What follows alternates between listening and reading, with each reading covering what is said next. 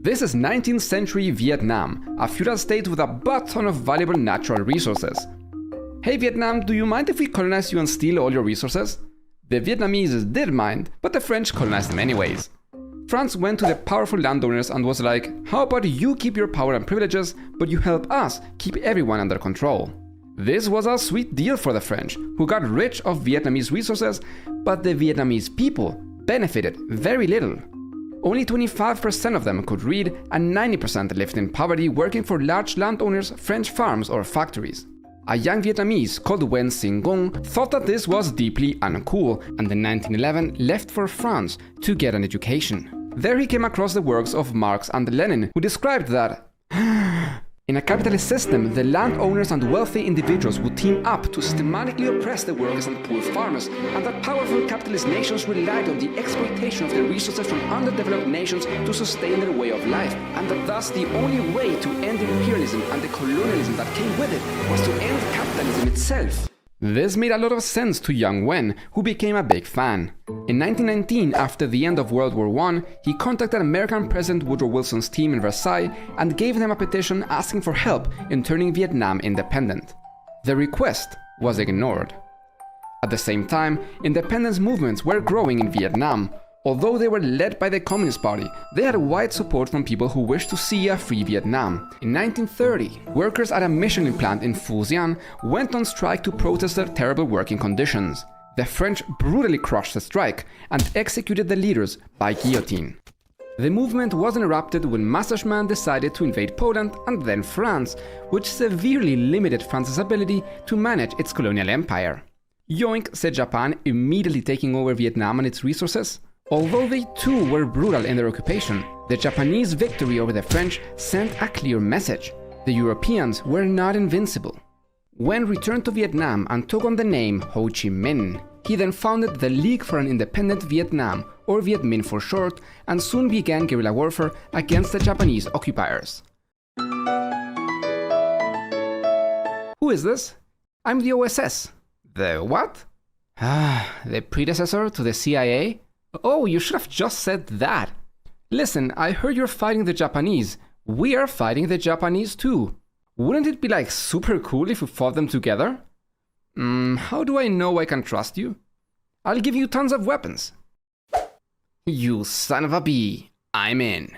The OSS supplied the Viet Minh with weapons, munitions, food and medical supplies and promised that the US would later support an independent Vietnam.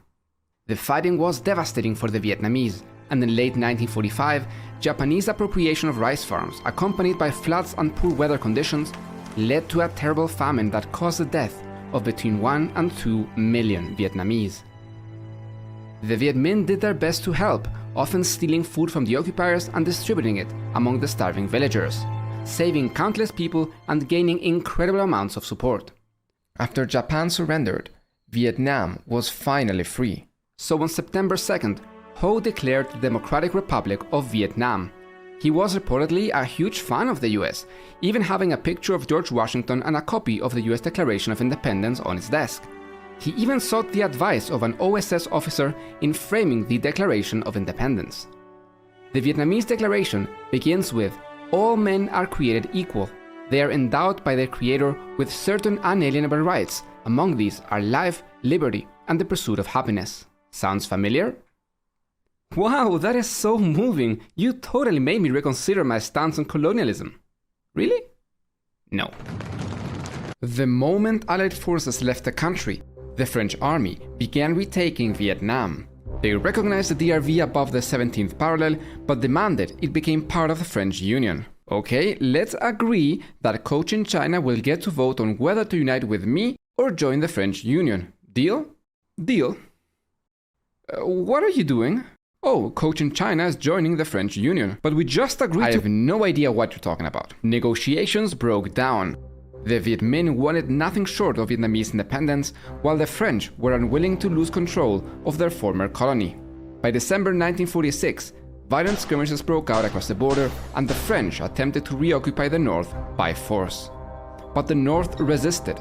They had bled and died for independence against the Japanese, and were not going to give it up without a fight. Alright boys, the Vietnamese are resisting our occupation, so we need a new approach. Nuke 'em! How about we rebrand? The Viet Minh are communists, right? So we are not colonizing them, we are liberating them from communism and maybe in the process taking all the resources. Can't we just let them be free? I mean, we have already extracted enough resources from them. Don't they have a right to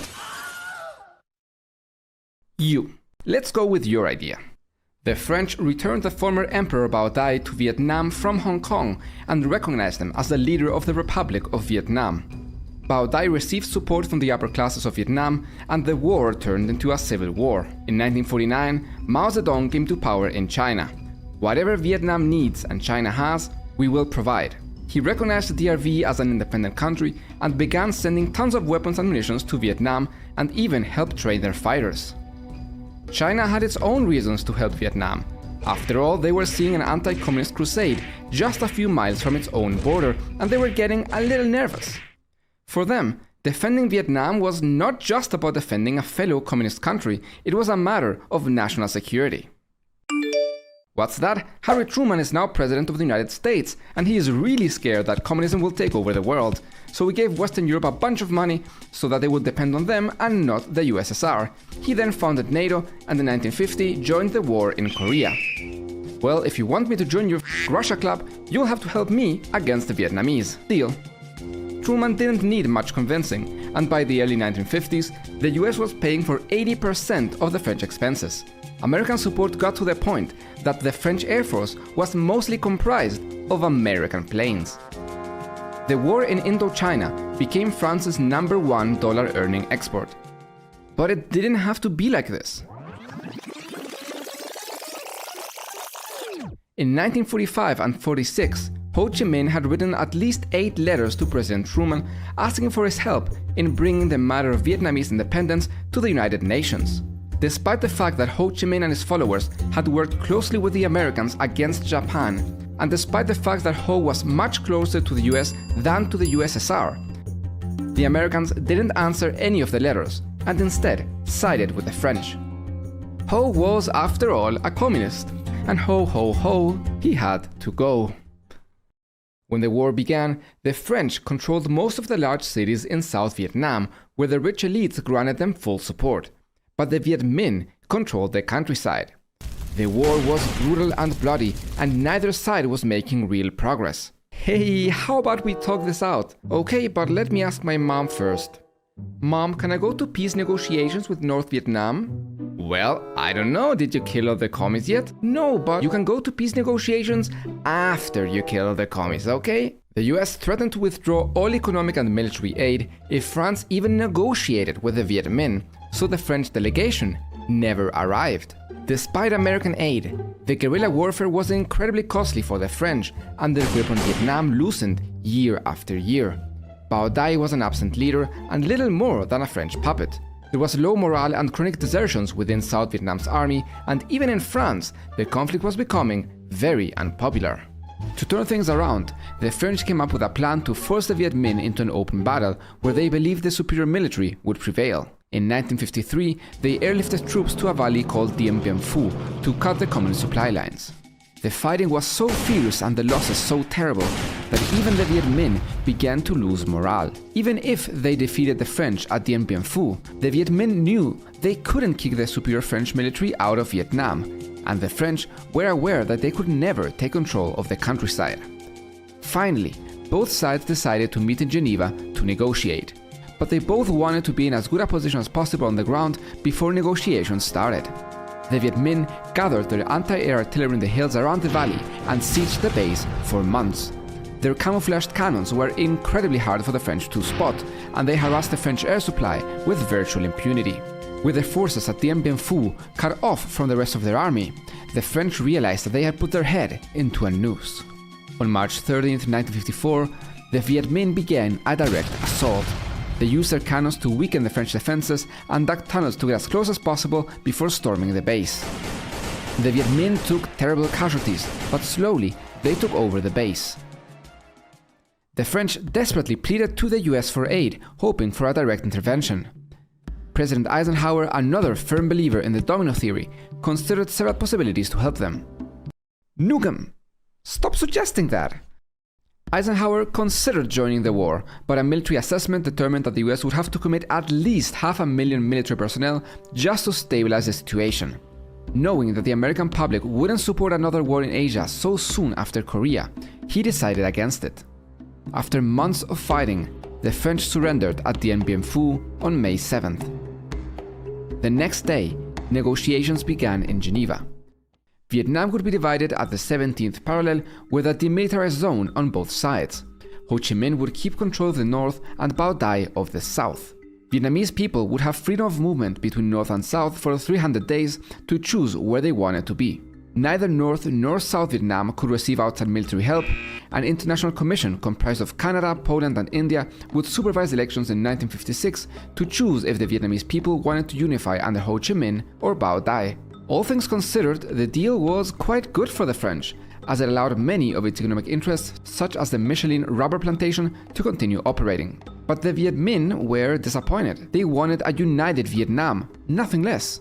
And they had momentum after the victory at Dien Bien Phu. Many of their leaders wished to keep fighting to reach a better deal. Okay, all in favor? I agree. I agree. I agree. We don't agree. Neither the US nor South Vietnam signed the Geneva Accords. The United States even refused to recognize the independence of North Vietnam. While the negotiations were still taking place, the US set up a special paramilitary unit inside Vietnam led by CIA operative Edward Lansdale. And their first mission, weaken the North by making as many people as possible migrate south through psychological warfare. The CIA created propaganda slogans and leaflets appealing to the devout Catholic with themes such as Christ has gone to the south and the Virgin Mary has departed from the north. But they didn't stop there. Gather round, everyone! Look what I just found! I hold in my hand an official Viet Minh document detailing the horrors they want to do to all of you. But why is it in English? We all speak Vietnamese. What do you mean in English? I specifically told them to. Damn it, Thomas, you had one job! In the days following this massive campaign, refugee registration to the south tripled. The CIA also infiltrated paramilitary forces in the north, contaminated the oil supply of the bus company of Hanoi to wreck the bus engines, sabotage the railroad, and much more.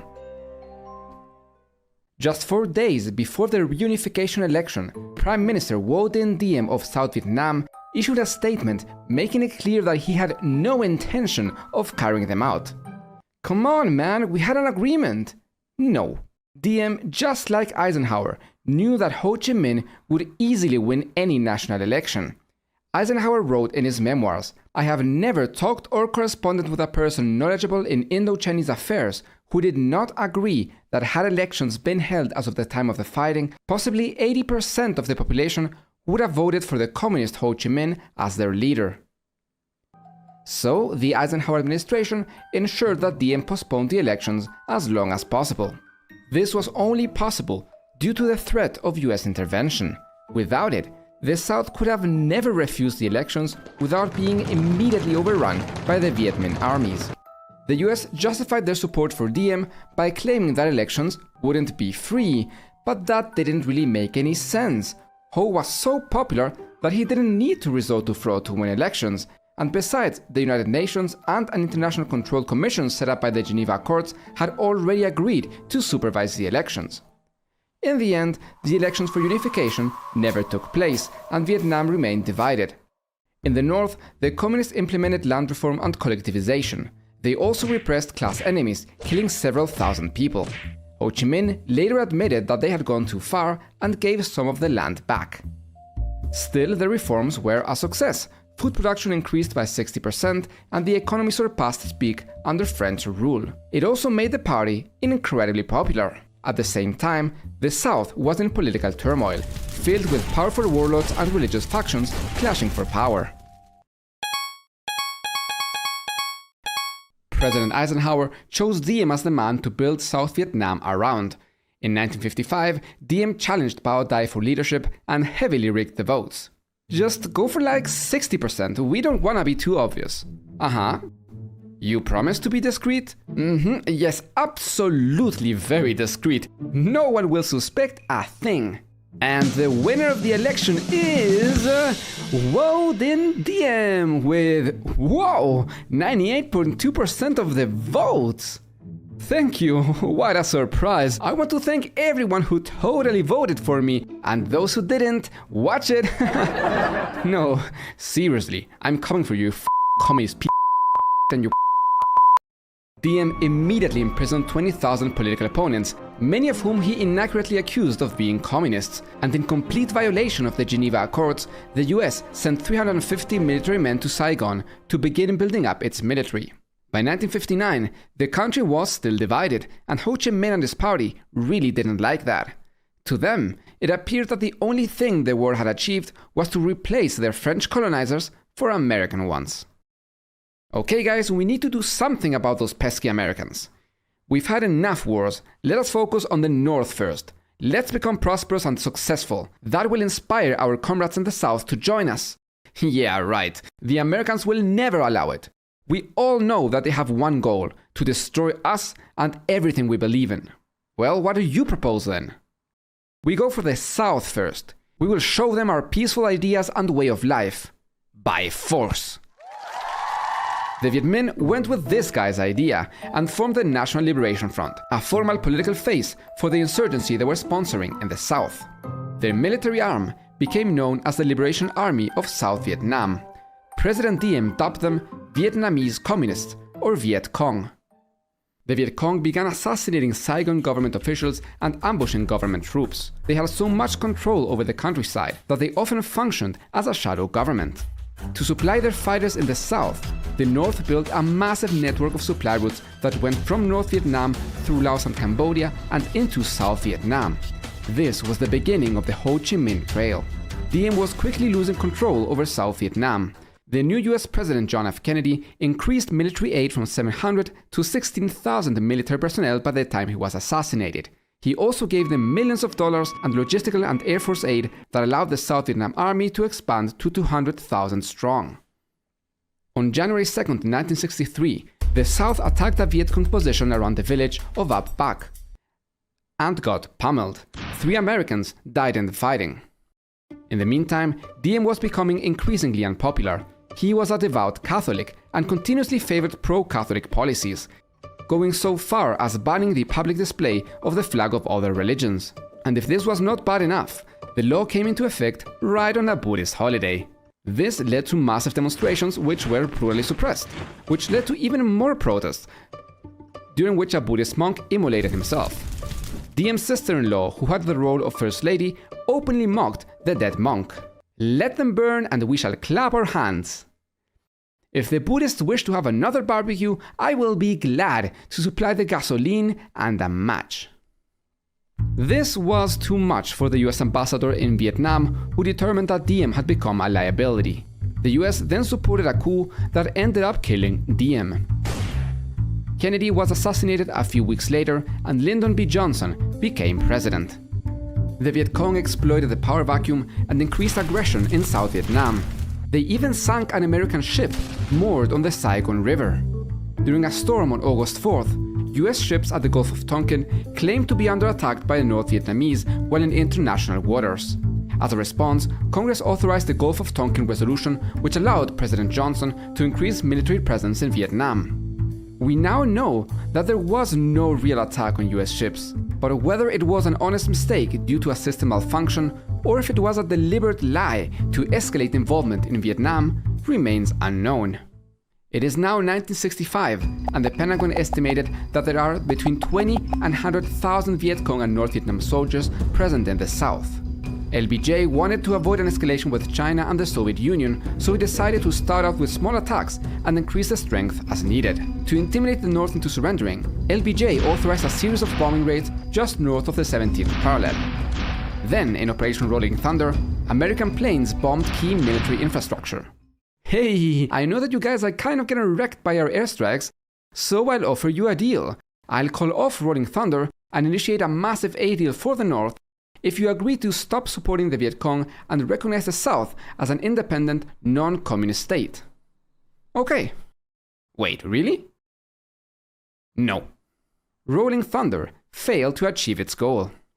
In June 1965, the Viet Cong overwhelmed several regiments of the Southern Army, including 3 US-trained Ranger battalions, and captured the provincial capital at Dong Xoai, just 60 miles from Saigon. To add to the chaos, there was another coup in Saigon. With South Vietnam in such a fragile state, President Johnson now had to choose between losing Vietnam and sending American troops. You may be able to guess what he chose to do. The American army took control of the battles and relegated the ARVN to improving relations in the countryside. But the South Vietnamese were not pleased with being shunted aside while Americans took over the war. Besides, they were prone to corruption and violence, which often undermined the purpose of the operation. The country didn't have the infrastructure to support such a large military operation, so the US had to build it themselves. With thousands of American troops arriving in Vietnam, Rolling Thunder now focused on bombing the Ho Chi Minh Trail to cut off the Viet Cong supply lines. But the North, with a lot of help from China and the Soviet Union, was getting very good at defending their skies, and their anti-aircraft system was becoming formidable. On April 3, 1965, the Northern Air Force intercepted the US bombing of the Tan Hoa Bridge in one of the war's first air-to-air engagements. Although they lost all their planes, the Vietnamese did manage to take down 2 supersonic American warplanes in a dogfight. The message was clear. The North was not going to let the Americans control the skies without a fight. During Operation Starlight, the US launched a surprise attack on a Viet Cong position at the village of Van Dong. The Vietnamese fought ferociously, and although they were defeated and lost 600 fighters, the US also took hundreds of casualties. Americans got another costly victory at Ia Drang, where 3 North Army divisions tried to cut South Vietnam in half. The Americans were beginning to grasp the magnitude of the casualties they would face.